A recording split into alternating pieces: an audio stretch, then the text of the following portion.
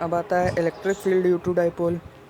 Electric field due to dipole हम लोग दो जगह पर निकालते हैं, एक होती है एंड ऑन पोजीशन या एक्सियल, एक होती है equatorial position. General position syllabus में है नहीं, तो इसकी डिस्टेंस याद रखना। हम लोगों ने 2L ली हुई है, डाइपोल की डिस्टेंस है दोनों चार्जेस के बीच में 2L। और डाइपोल से जब भी किसी की डिस्टेंस नापते हैं तो डाइपोल के हमेशा सेंटर से नापते हैं, तो वो हो गई यहाँ पर R। अब दोनों की वजह से इलेक्ट्रिक फील्ड लिखते हैं। इलेक्ट्रिक फील्ड वेक्टर क्वांटिटी है तो हमेशा वेक्टर सम होगा। दोनों की वजह से इलेक्ट्रिक फील्ड यहाँ पर लिखी हुई है, ये आसान है समझना, इसमें कोई दिक्कत नहीं होनी चाहिए। अब इसमें E1 माइनस E2 करेंगे, क्योंकि एक है प्लस चार्ज अपने से अवे करता है इलेक्ट्रिक फील्ड और माइनस चार्ज अपने से टुवर्ड्स। इस केस में माइनस चार्ज जो है वो पॉइंट से दूर रखा है, तो उसकी जो इंटेंसिटी है वो कम रहेगी। या तो हम लोग इसके ऊपर मॉड भी लगा सकते हैं अगर हमको सिर्फ मैग्नीट्यूड की बात करनी है। तो अगर नेगेटिव वैल्यू भी आएगी तो हम लोग डायरेक्शन को इग्नोर करेंगे और मॉड से हमको इलेक्ट्रिक फील्ड इंटेंसिटी का मैग्नीट्यूड मिल जाएगा। फिर Q/4πε0, इसी को हम लोगों ने ऐड करके लिख दिया, मतलब सब्ट्रैक्ट। अब इसका LCM लिया तो ऊपर R प्लस एल का whole square minus R minus L का होल स्क्वायर, और नीचे R minus L into R plus L 2 बार हुआ है, तो फिर R square minus L square का होल स्क्वायर आ गया। Q/4ε0 as it is 4LR upon R square minus L square का होल स्क्वायर। अब इसको Q को अंदर भेज लिया, 2QL बन गया हमारा डाइपोल मोमेंट, वापस से 2QL डाइपोल मोमेंट बन गया, और 2R अलग से कर लिया। 1/4πε0 तो K होता ही है।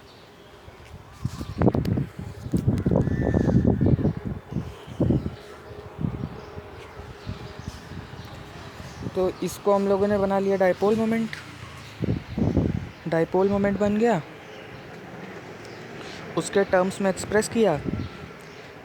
ये हमारा एज इट इज़ रहता रहेगा हर स्टेप में। हम लोगों ने अज्यूम किया कि जो स्मॉल r है वो स्मॉल l से बहुत बड़ा है, क्योंकि डाइपोल बहुत दो चार्ज पास में रखे हुए हैं, वो बहुत ही छोटे होते हैं और हम लोग को डिस्टेंस थोड़ा ज़्यादा मानना पड़ेगा। तो फिर इसको सिंप्लीफाई करेंगे तो L स्क्वायर का कोई बहुत ज़्यादा उसमें इफ़ेक्ट रहेगा नहीं, तो फिर हो जाएगा K2PR अपॉन R⁴, तो वो हो जाएगा K2P अपॉन R³ हो गया 2KP अपॉन R³। अब ऑन इक्वेटोरियल लाइन में क्या, एक डाइपोल को जो बीच में बाइसेक्ट करती है लाइन, उसके ऊपर एक पॉइंट होता है, उस पर निकालनी होती है।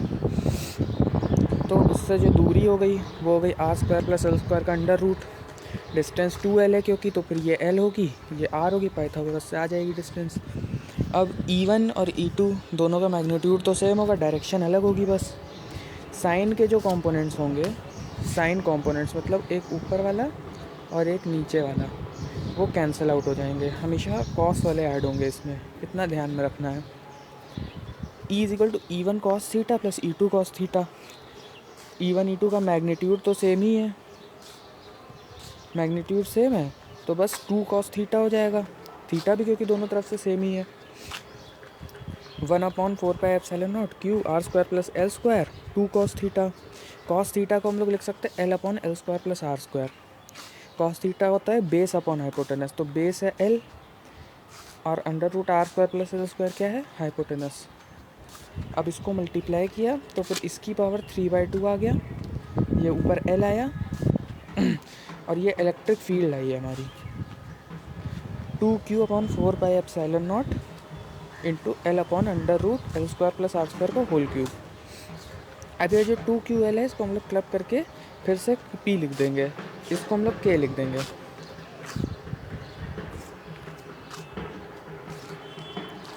इसको हम लोगों ने क्लब करके P लिख दिया, इसको वापस से K लिखेंगे। इसमें भी अजम्पशन लेंगे कि R is greater than L, क्योंकि उसके बिना कोई भी फॉर्म हमारा सिंप्लीफाई नहीं हो पाएगा। इसी वजह से पिछले वाले उसमें जो R square plus L square की पावर 3/2 था, उसको हम लोगों ने इग्नोर किया और एल स्क्वायर को इग्नोर किया, तो उससे R³ आ गया। इसको लिखते KP/R³। इससे याद रखना है कि अगर एक्सियल पे रखेंगे तो फिर 2KP/R³, अगर ऐसे रखेंगे इक्वेटोरियल पे तो फिर KP/R³। और डायरेक्शन के लिए इलेक्ट्रिक फील्ड की डायरेक्शन हमेशा डाइपोल के डायरेक्शन के ऑपोजिट होती है, हमेशा। अब टॉर्क ऑन अ डाइपोल, ये थोड़ा समझने वाला है, इसका भी डेरिवेशन आ चुका है, इम्पॉर्टेंट है।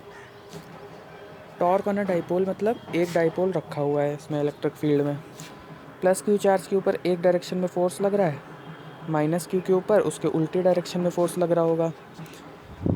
डिस्टेंस अभी भी 2L ही है। पी का डायरेक्शन भी पी का डायरेक्शन वो टॉर्क लगाकर इलेक्ट्रिक फील्ड अपने डायरेक्शन के अलाइन में करना चाहेगी, पैरेलल करना चाहेगी। नेट फोर्स जो हमेशा होता है वो याद रखना है 0। ये क्वेश्चन MCQ में आ सकता है कि नेट फोर्स और टॉर्क ऑन अ डाइपोल में कितना होता है। अगर डाइपोल इलेक्ट्रिक फील्ड में रखा है तो नेट फोर्स कितना होगा, तो उसमें हमको टॉर्क नहीं निकालना है, उसमें हमको 0 लिख देना है सीधे, क्योंकि इस पर भी उतना ही फोर्स लगेगा, इस वाले पे भी उतना ही फोर्स लगेगा। QE फोर्स लगेगा इसमें। अभी हमने पहले डिस्कस किया था कि E is equal to F/Q, तो फिर QE is equal to F। QE, tend to align dipole parallel to EF electric field. Torque is equal to force into distance. Distance मतलब जो सेंटर पॉइंट है जिधर axis है वहाँ से distance, तो L हो जाएगी। डिस्टेंस असल में अगर हम लोग लेंगे एक पॉइंट को ये लेके उसका डिस्टेंस का प्रोजेक्शन लेंगे, इस वाली डिस्टेंस का उसका प्रोजेक्शन लेंगे, तो फिर साइन थीटा होता है हाइट अपॉन हाइपोटेनस। हमको चाहिए हाइट चाहिए, तो height is equal to 2L sine theta आ जाएगा इस रिलेशन से। 2L साइन थीटा रख दिया। QE 2L sine theta 2QL को क्लब किया तो वो बन गया PE साइन थीटा आ गया, तो वो हो गया torque is equal to P cross E।